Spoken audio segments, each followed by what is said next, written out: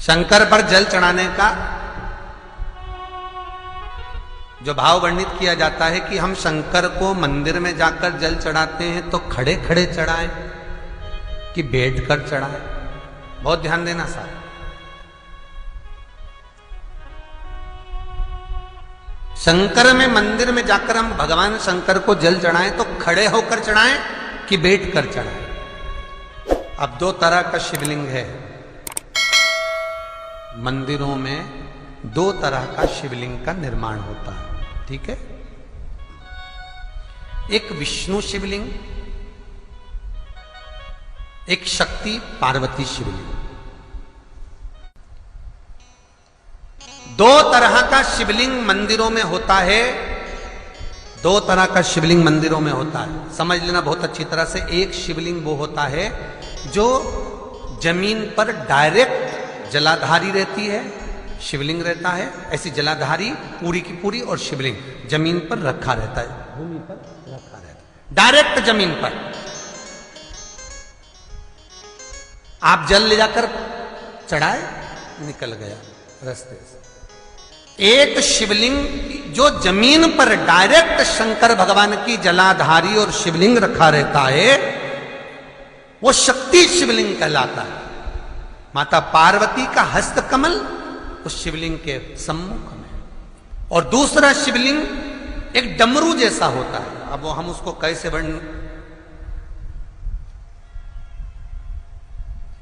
एक डमरू शिवलिंग होता है, ऐसा उसका स्टैंड होता है, ऐसा स्टैंड होता है, नीचे शिवलिंग रखने की जगह होती, फिर ऐसा होता है, फिर उसके ऊपर इस तरह शिवलिंग रखा होता है। देख, दर्शन करें आप लोगों ने।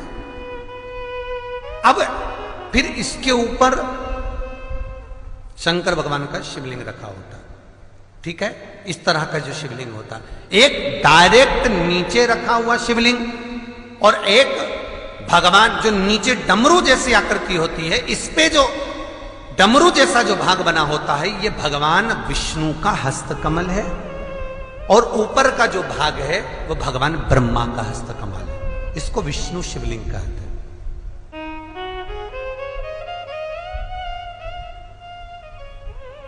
इसको हरीश्वर महादेव भी कहा जाता है। कौन सा महादेव कहते हैं? हरि सर्वेश्वर महादेव। हरीश्वर महादेव भी कहते हैं, हरि सर्वेश्वर भी कहते हैं। तो डमरू जैसा जो शिवलिंग का निर्माण हुआ है मंदिर में, अगर शिवलिंग ऊंचा है, शिवलिंग थोड़ी सी हाइट पर है, ऊंचाई पर है, और डमरू जैसा भाग फिर उसके ऊपर जलाधारी के बाद शिवलिंग निर्माण किया गया है, तो वो विष्णु शिवलिंग कहलाएगा, वो हरीश्वर शिवलिंग कहलाएगा, वो हरि वंश शिवलिंग कहलाएगा, हरीश्वर कहलाएगा। और जो डायरेक्ट सीधे जो रखा हुआ है, 12 ज्योतिर्लिंग के अगर आप दर्शन करेंगे तो कहीं पर भी आपको विष्णु शिवलिंग नहीं मिलेगा, केवल एक नागेश्वर को छोड़कर। कहां पर छोड़कर? जम के बोलिए। केवल एक नागेश्वर। नागेश्वर को छोड़कर बाकी के जितने 12 ज्योतिर्लिंग में शिवलिंग के दर्शन करोगे सब शक्ति शिवलिंग मिलेंगे, सब जमीन पर। आप जितने भी देखेंगे, काशी का देखेंगे, महाकालेश्वर देखेंगे, तो डायरेक्ट जमीन पर जलाधारी बनी है महाकाल बाबा की, डायरेक्ट जमीन पर बनी है, कोई ऊंचाई नहीं है, डायरेक्ट जमीन पर फिर शिवलिंग है। ओमकारेश्वर देख लीजिए, ममलेश्वर देख लीजिए, आप चाहें तो विश्वनाथ देख लीजिए, डायरेक्ट जमीन पर।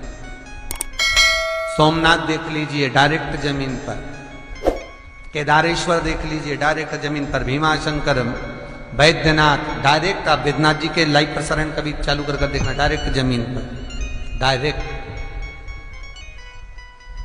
तो जितने भी शिवलिंग हैं सारे के सारे शक्ति शिवलिंग हैं।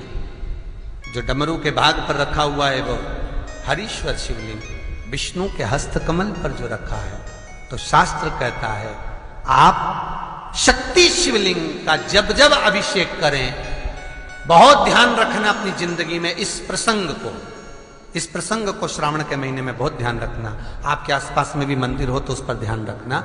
जो शक्ति शिवलिंग हो उस पर जब भी जल चढ़ाना तो बैठकर चढ़ाना,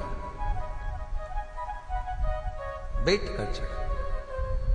शक्ति शिवलिंग पर जब भी जल चढ़े, भले शिवलिंग कितना भी ऊंचा हो, कितना भी ऊंचा हो, तो संघी से चढ़ा दो, पर जल बैठ कर चढ़ाइए। भले शिवलिंग ऊपर है, पूरा तरह से हाथ नहीं पहुंचा, जैसे सोमनाथ जी में अब शिवलिंग कितना बड़ा है, महाकालेश्वर का शिवलिंग कितना बड़ा है, तो उसको तो बैठकर स्नान नहीं करा सकते। भले शिवलिंग कितना भी ऊंचा हो, पर अगर भूमि टच है, शिवलिंग अगर भूमि टच है, शक्ति शिवलिंग है, तो भले आधा शिवलिंग नहाए, आधे पर पानी जाए, पर बैठकर ही स्नान कराया जाता है। और महाराज यदि हरीश्वर शिवलिंग है, अर्थात भगवान विष्णु के हस्त कमल पर, ब्रह्मा के हस्त कमल पर यदि शिवलिंग है, तो वो शिवलिंग का जब भी स्नान कराएंगे, अभिषेक कराएंगे, पूजन कराएंगे, तो खड़े होकर ही करना है। और खड़े होने का भी तरीका होता है, दोनों चरण बराबर में रखकर कभी भी शंकर भगवान के शिवलिंग का स्नान नहीं कराया जाता।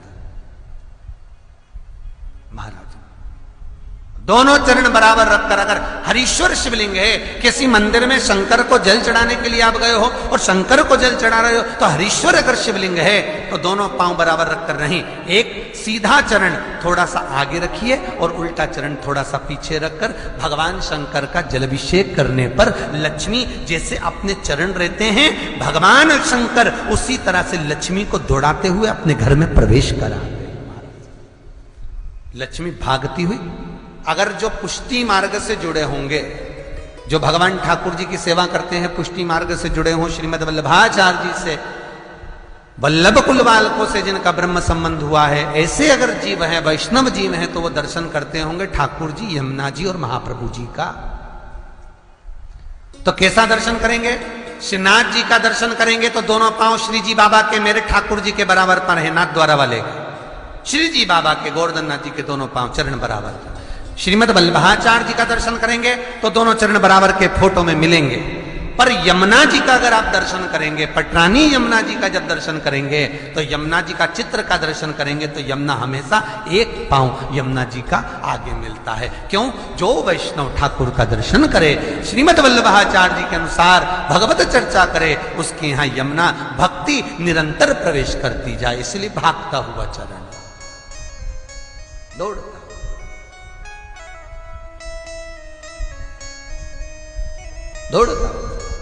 तो शंकर भगवान का अगर हरीश्वर शिवलिंग है, कहीं शिवलिंग डमरू आकृति पर, अगर ऊंचाई पर है, हरीश्वर है,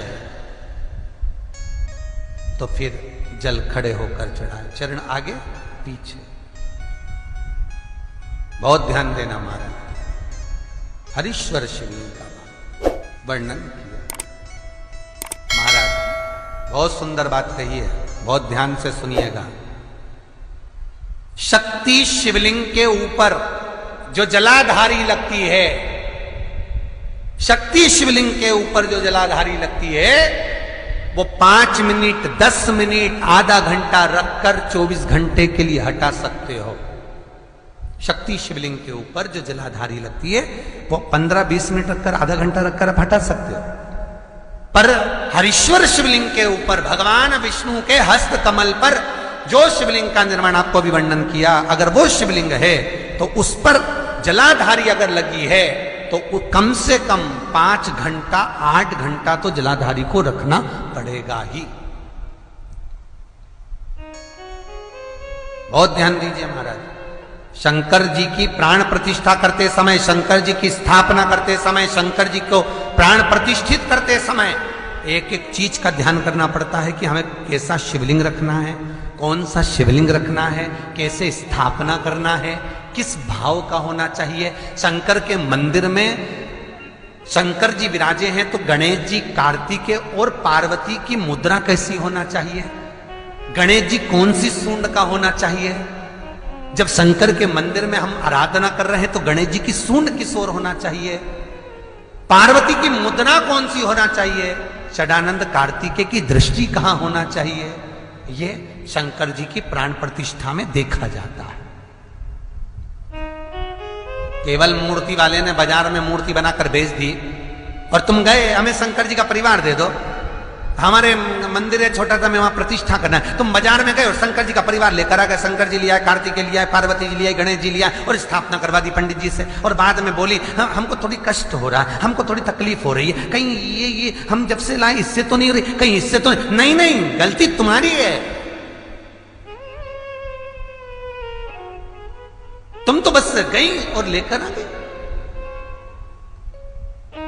यहां तक शिव महापुराण की कथा कहती है कि तुम्हारे घर की मूर्ति जितनी पुरानी होती है उतना सुख देती है। आपको पहले भी कथा में कहा, दिया और मूर्त पुरानी होगी चलेगी।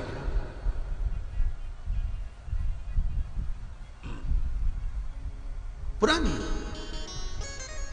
एक फैशन चल गया, छोटे से ठाकुर जी नहीं रखूं, बड़े वाले लाऊंगी लड्डू गोपाल, सेवा अच्छे से हो जाएगी। और जो सास के हाथ के वो अब उनको नहीं पूछे तो दुख नहीं होगा, दुख तो होगा। महाराज घर में जेठानी के आने के बाद देवरानी आती है और सास देवरानी से बहुत लाड लड़ाती है। छोटी बहू है, ले साड़ी पहन ले, ये ले रकम ले, ये ले हैं। सास जब छोटी को बहुत कुछ करती है तो जेठानी का जीवड़ा जलता कि नहीं जलता? बोला तो सही, थोड़ा बहुत तो लगे, बताओ हमको तो कभी नहीं करा, हमको तो ऐसा कर ही नहीं, हमको तो ऐसा कर ही नहीं।